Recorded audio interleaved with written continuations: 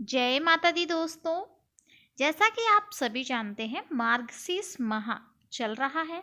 ऐसे में मार्गशीर्ष माह के गुरुवार माँ लक्ष्मी को समर्पित है।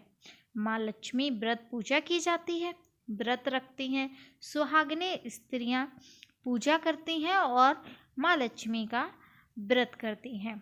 कैसे करना है व्रत, क्या है व्रत कथा माँ लक्ष्मी की, चलिए इस वीडियो के अंतर्गत हम जानेंगे और सुनेंगे माँ लक्ष्मी व्रत कथा की संपूर्ण जानकारी, पूजा विधि और व्रत कथा।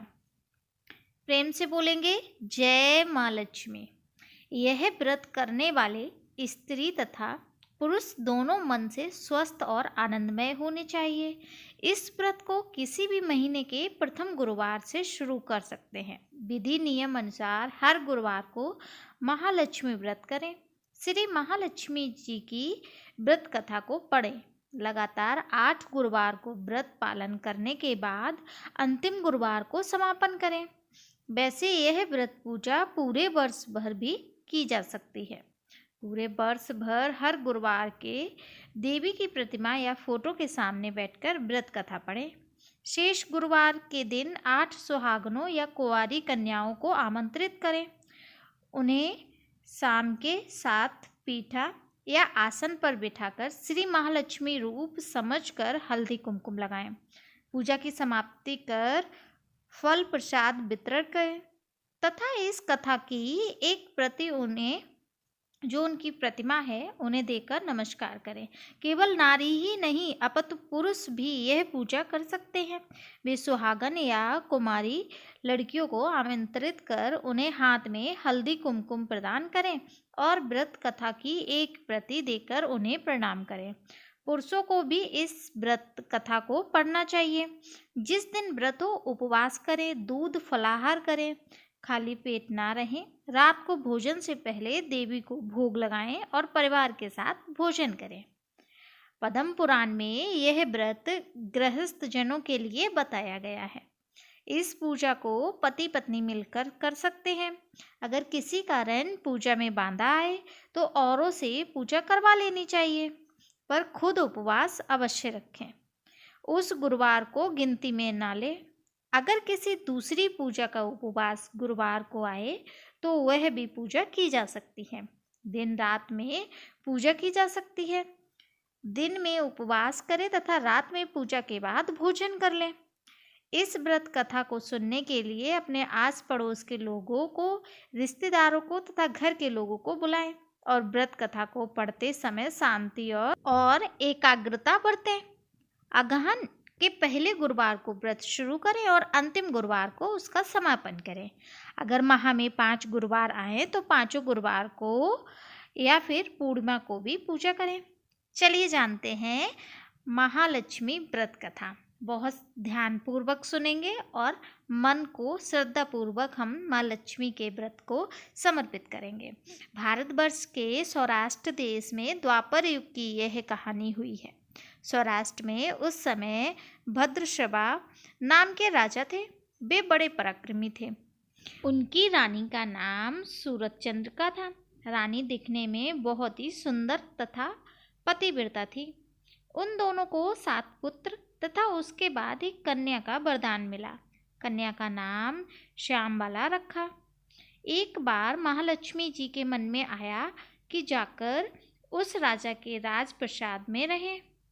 इससे राजा को दुगनी धन दौलत की प्राप्ति होगी और वह इस धन दौलत से अपनी प्रजा को सुख और दे पाएगा। गरीब के घर अगर रहे और उसे धन दौलत प्राप्त हो तो वह स्वार्थी की तरह केवल अपने ऊपर खर्च करेगा।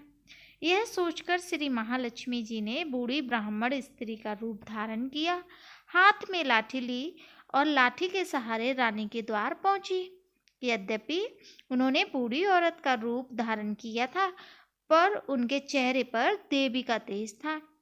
उन्हें देखते ही एक दासी सामने आई। उनसे उनका नाम, धाम, काम, धर्म पूछ डाला। वृद्ध ब्राह्मण का रूप धारित माँ लक्ष्मी बोली, बालिके, मेरा नाम कमला है। मेरे पति का नाम भुवनेश है।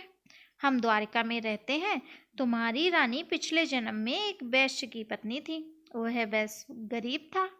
दारिद्र्य के कारण हर रोज घर में झगड़े होते थे तथा उसका पति रोज उसे मारता था। इस इन सभी बातों से तंग आकर वह घर छोड़कर चली गई तथा बन जाकर खाली पेट भटकने लगी। उसकी इस दुर्दशा पर मुझे दया आई। तब मैंने उसे सुख संपत्ति देने वाली श्री महालक्ष्मी की कथा सुनाई। मेरे कहने पर उसने श्री महालक्ष्मी का व्रत किया। श्री महालक्ष्मी प्रसन्न हुई और उनकी गरीबी दूर हुई। उसका घर संसार, दौलत, संपत्ति, संतान से भर गया। बाद में पति पत्नी दोनों परलोक सिधारे। लक्ष्मी व्रत करने के कारण वे लक्ष्मी लोक में रहे। उन्होंने जितने साल महालक्ष्मी का व्रत किया उतने हजारों साल उन्हें सुख भोग कर मिला। इस जन्म में उनका राजघराने में जन्म हुआ है, परंतु वह श्री महालक्ष्मी का व्रत करना भूल गई हैं। उसे यह याद दिलाने मैं यहाँ आई हूँ। बुढ़िया की बातें सुनकर दासी ने उन्हें प्रणाम किया तथा श्री महालक्ष्मी का व्रत किस तरह किया जाए इसके बारे में पूछा। बुढ़िया रूप धारण किए हुए श्री महालक्ष्मी माता ने दासी को पूजा की विधि तथा महिमा बताई। इसके बाद वह दासी माता को प्रणाम कर रानी को अंदर बताने चली गई। राज वैभव में रहते हुए रानी को अपने ऐश्वर्य का बहुत ही घमंड था। संपत्ति तथा अधिकार की वजह से वह बहुत ज़्यादा उन्मत्त हो गई। दासी द्वारा बताई गई बुढ़िया की बातें सुनकर वह आग बबूला होकर राजद्वार पर आकर बुढ़िया रूपी श्री महालक्ष्मी पर बरस पड़ी। उसे यह मालूम नहीं था कि श्री माता लक्ष्मी बुढ़िया का रूप धारण किए हुए द्वार तक आई हैं। परंतु रानी का इस कदर रूख बर्ताव तथा अपना अनादर देख माता ने वहाँ ठहरना उचित नहीं समझा। वे वहाँ से चल पड़ी। राह में उन्हें राजकुमारी श्यामबाला मिली। उन्होंने श्यामबाला को सारी बात बताई। श्यामबाला ने अपनी ओर से श्री महालक्ष्मी जी से क्षमा मांगी। माता को उस पर दया आई। उन्होंने श्यामबाला को श्री महालक्ष्मी व्रत के बारे में बताया। उस दिन अगहन माह का पहला गुरुवार था। श्यामबाला ने परम श्रद्धा से श्री महालक्ष्मी जी का व्रत रखा। फलस्वरूप राजा सिद्धेश्वर के सुपुत्र मालाधर से उनका विवाह हो गया। वह धन दौलत ऐश्वर्य वैभव से माला माल हो गई। पति के साथ ससुराल में आनंद से दिन बिताने लगी। इधर श्री महालक्ष्मी का रानी पर प्रकोप हुआ। फलस्वरूप राजा भद्रशबा का राज्य एवं राज कारोबार नष्ट हो गया। यहाँ तक कि खाने के लाले पड़ गए। ऐसी हालत में एक दिन रानी ने राजा से निवेदन किया, हमारा दामाद इतना बड़ा राजा है, धनवान है, ऐश्वर्यशाली है, क्यों ना उसके पास जाएं, अपना हाल उसे बताएं, वह जरूरी हमारी मदद करेगा। इस बात पर राजा भद्रशबा दामाद के पास रवाना हुए। राज्य में पहुंचकर एक तालाब के किनारे थोड़ी देर विश्राम लेने के लिए ठहरे। तालाब से पानी लेने आते जाते दासियों ने देखा। उन्होंने विनम्रता से उनकी पूछताछ की। जब उन्हें यह मालूम हुआ कि वे रानी श्यामबाला के पिता हैं, तो दौड़ते हुए जाकर उन्होंने रानी को सारी बात बताई। रानी ने दासी के हाथ राज परिधान भेजकर बड़े ठाट से उनका स्वागत और आदर सत्कार किया, खान पान करवाया। जब वे लौटने लगे तो सोने की मोहरों से भरा घड़ा दिया। राजा भद्रशबा जब वापस लौटे तो उन्हें देखकर रानी सूरज चंद्रिका खुश हुई। उन्होंने सोने की मोहरे से भरा घड़ा का मुंह खोलकर, पर हाय भगवान, घड़े में धन के बदले कोयले मिले। यह सब श्री महालक्ष्मी के प्रकोप से हुआ। इस प्रकार दुर्दशा में और कई दिन बीत गए। इस बार रानी स्वयं अपनी कन्या के पास गई। वह दिन अगहन माह का अंतिम गुरुवार था। श्यामबाला ने श्री महालक्ष्मी का व्रत किया, पूजा की, अपनी माता से भी व्रत करवाया। इसके बाद रानी अपने घर आई। श्री महालक्ष्मी का व्रत रखने पर उसे फिर से अपना राजपाट, धन दौलत, ऐश्वर्य प्राप्त हुआ। वह फिर से सुख शांति आनंद में जीवन बिताने लगी। कुछ दिनों बाद राजकन्या श्यामबाला अपने पिता के घर आई। उसे अपने घर देखकर सूरज चंद्रिका को पुरानी बातें याद आई। यही कि श्यामबाला ने अपने पिता को घड़ा भरकर कोयला दिया था और उसे तो कुछ भी नहीं दिया था। इसी कारण श्यामबाला को पिता के घर आदर सत्कार नहीं हुआ, बल्कि अनादर हुआ। पर उसने इस बात का बुरा नहीं माना। अपने घर लौटते समय उसने पिता के घर से थोड़ा नमक ले लिया। अपने घर पर लौटने पर उसके पति ने पूछा, अपने मायके से क्या लाई हो?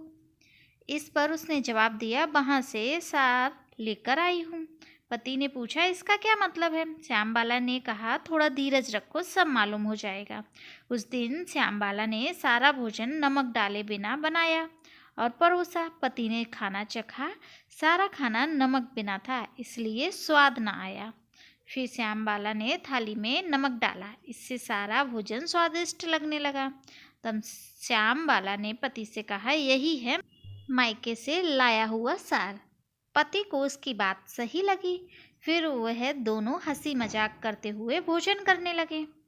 कहा गया है कि इस तरह जो कोई श्रद्धा भाव से श्री महालक्ष्मी जी की पूजा करे, उसे माता की कृपा प्राप्त होती है, सुख समृद्धि शांति प्राप्त होती है, सभी मनोकामनाएं पूरी होती हैं। परंतु यह सब प्राप्त होने के बाद माता की पूजा को भूलना नहीं चाहिए। हर गुरुवार को व्रत पाठ अवश्य करना चाहिए। इस तरह श्री महालक्ष्मी की महिमा भक्तों की मनोकामना पूरी करती है। जोर से बोलेंगे, जय महालक्ष्मी मैया की जय। भक्तजनों, आपने एक कथा तो सुन ली है। अगर कथा अच्छी लगी है तो ज़रूर से जय माँ लक्ष्मी लिख दीजिए। मिलते हैं दूसरी कथा के साथ, तब तक के लिए जय माता दी।